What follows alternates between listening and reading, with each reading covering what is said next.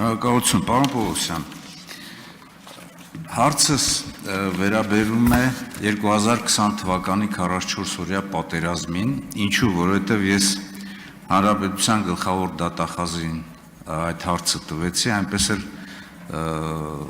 հարցի պատասխանը չստացա, հատկապես դատախազական վերահսկողության շրջանակներում ինչ է իրականացվել պատերազմի ժամանակ նախաքննական գործունեության նկատմամբ եւ ինչ է իրականացվել պատերազմից հետո։ Այս հարցս հիմա ձեզ եմ ուղղում, ինչ է արվել պատերազմի ժամանակ եւ պատերազմից հետո։ Քանի որ, ինչպես գիտեք, պատերազմում են ոչ միայն բանակները, այլ պատերազմում են պետությունները եւ պետության ռազմաքաղաքական ղեկավարության ճիշտ կառավարումից է կախված, թե ինչպիսի հաջողություն պետությունը կարող է ունենալ։ Քաղաքական ղեկավարության գործունեությունից է կախված, թե ինչպես սկսել պատերազմը, ինչ ինտենսիվությամբ պատերազմը վարել, ինչպես մոբիլիզացնել ամբողջ ժողովրդին եւ ինչ պայմաններում համաձայնել հաշտության, ինչպիսի դաշնակիցներ ձեռք բերել եւ ինչպիսի հարաբերություններ ունենալ։ Մեր ունեցած տեղեկությամբ քրեական գործերի մեծ մասը վերաբերում է բանակին։ Բանակները միայնակ չեն ղեկավարվում, դրա համար իմ հարցս ավելի կոնկրետ քրեական գործի քանիսը կամ քանի տոկոսն են վերաբերվում բանակին եւ քանի տոկոսը ոչ միայն բանակին, այլ տարբեր ոլորտներին եւ տարբեր ոլորտների ղեկավարներից, հատկապես ռազմաքաղաքական ղեկավարությունից, որոնք են տարբեր քրեական գործերի շրջանակներում հարցաքննվել։ Սա այնպիսի հարց է, որ մտահոգում է մեր հանրությանը եւ կարծում եմ, որ 44-օրյա պատերազմի հնչեղությունը ոչ ավելի քիչ պակաս է, քան առօրյայում տարբեր ոլորտներում տեղի ունեցած խախտումները։ Շնորհակալություն։ Շնորհակալություն, պարոն Օհանյան։ Ես նշեմ, որ 44-օրյա պատերազմի ընթացքում մենք ունենք բազմաթիվ քրեական վարույթներ հարուցված տարբեր հանցատեսակներով,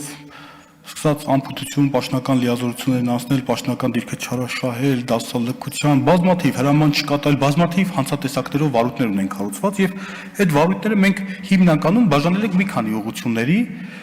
այսինքն սկսած Բարսաշճան սպաներից, ովքեր որ ղեկավարել են այդ հիմնական ուղղությունները, վերջացրած այն զինվորով, մենք յուրաքանչյուրի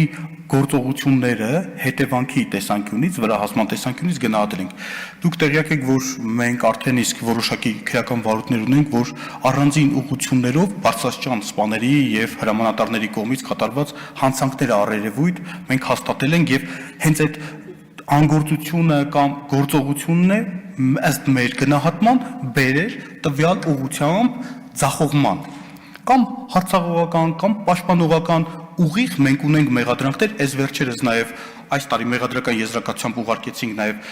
մեկ ուղղության վերաբերյալ քրեական վարույթը, որ մեր գնահատմամբ, վարույթ իրականացնող մարմնի գնահատմամբ տվյալ Բարսաշճան զինվորականի գործողությունների արդյունքում ոչ միայն ձախողվել է հարձակումը, այլև հետագայում ամբողջ պաշտպանական շղթան մի ուղղությամբ ձախողվել է եւ ունենք կոնկրետ հետևանքներ։ Ես ուղղությամբ ունենք բավարար թվով ապացույցներ եւ եթե ձեզ ուղղակի sense գործի վերաբերյալ առանձին բանոյան չեմ կարող մանրամասնել տրամադրեմ, բայց մենք արդեն իսկ մեծամասնությամբ բարձած հանգամանքներ ունենք եւ ունենք առանձին ուղղություններ, մենք սա պետք է դիտարկենք համակարգային, սկսած առանձին ուղղություններով, սկսած առանձին ըստ էության իրենց գործողություններով, նույնիսկ պատերազմի արդյունքի վրա իմ կարծիքով մենք ունենք նաև մեծ քրեական վարույթներ, որոնք որ հիմա դատարան ենք ուղարկել, օրինակ դավաճանության դեպքեր ունենք, առանձին վերցրած պետական դավաճանության վերաբերյալ քրեական վարույթներ ունենք։ Հիմա մենք պետք է գնահատենք վերջնաարդյունքում, թե որքանով է պետական դավաճանությունը տվյալ անձի կողմից կատարած արարքը ազդել կոնկրետ ուղղության վրա հետևանքի առումով։ Եվ ունենք տվյալներ, հիմա ես չեմ ուզում գաղտնիության, քանի որ այդ քրեական վարույթների մեծամասամբ քրեական վարույթները գաղտնի ռեժիմով են քննվում, ես չեմ ուզում փակգծերը բացեմ եւ դատարանում դրամփակ նիստով են իրականացնում, մենք առաջիկայում,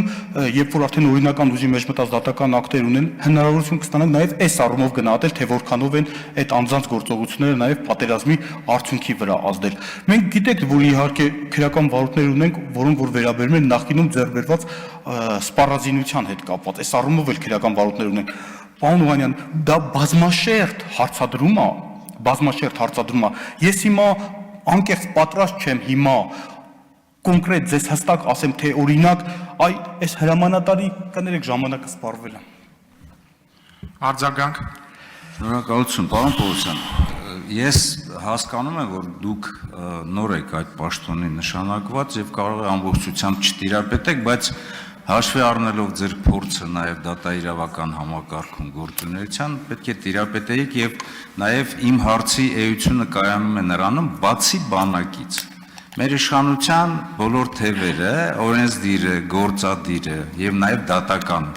իշխանության թևերը բոլորը պատասխանատու են պատերազմում իրենց առջև դրված խնդիրներն իրականացնելու համար։ Այդ տեսեք, դուք նորից ես հարցը տվեցի, բայց դուք նորից ասեցիք բարձրաստիճան սպաներ, ուղղություններ, զինվորներ, սպայից մինչև զինվոր։ Այս պետությունը ղեկավար ունի, թե չէ։ Այդ ղեկավարությունը իր դերակատարությունն ունեցել է, թե չէ։ Ռազմաքաղաքական որոշումների, բանակին թիկուն կանգնելու, մոբիլիզացիա անելու, ի վերջո տեղի հրամանատարները ոչ մեկը մեղավոր չի, որ ինչ որ միտեղ մխրճում է եղել։ Մեղավորը հենա, որ ռազմական գործողությունների թատերաբեմը հասկանում է եւ պետքա տանի այդ ուղղությամբ համապատասխան ավարտում եմ, պարոն Ռուբինյան, համապատասխան այսպես միջոցներ ձեռնարկի։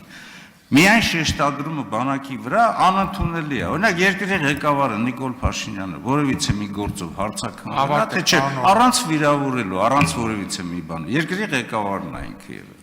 Շնորհակալություն։ Պարոն Օհանյան, ես ճիշտ ասեմ, չէ,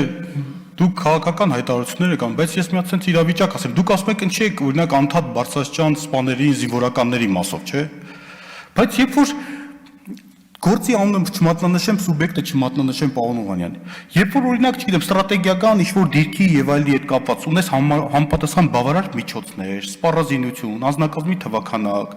քեզ զգուշացնում են հրամանատարություն, որ այս դիրքը օրինակ չի կարելի զիջել, պետք է համալրվեն, հակառակ պայմաններում ստիպված ես լինելու օրինակ նահանջես, եւ դու չես անում ոչինչ։ Ես չեմ հասկանում, այդտեղ օրինակ քնիչը, որ արզում է այս գործողությունները, քնիչը ինչ պետք է գնահատի։ Այսինքն այդ ուղղությամբ հրամանատարի արարքին է, չէ՞ գնահատական։ Այսինքն այստեղ ունեցել ես բավարար թվով անձնակազմ, սպառազինություն, հետևանքները կանխատեսել են, քեզ ուղիղ ասել են, եւ դու քունն ես պնդել ու հետևանքը վրա է հասել։ Հաջորդը։ Երբ որ օրինակ, չգիտեմ, գործողությունների արդյունքում այս դիրքը ըստ էության չեն զբաղեցնում։ Հակառակն եմ ասում։ Հիմա ում արարքին պետք է գնահատական տանք։ Պարոն Օհանյան, դրա համար ես հիմա ասես դրվագային առանձին ասեցի, բայց գլոբալ առումով մենք վերլուծում ենք, թե նաև մյուս այլ գործոնները որքանով են նպաստել երկի վրա։ Այսքանը։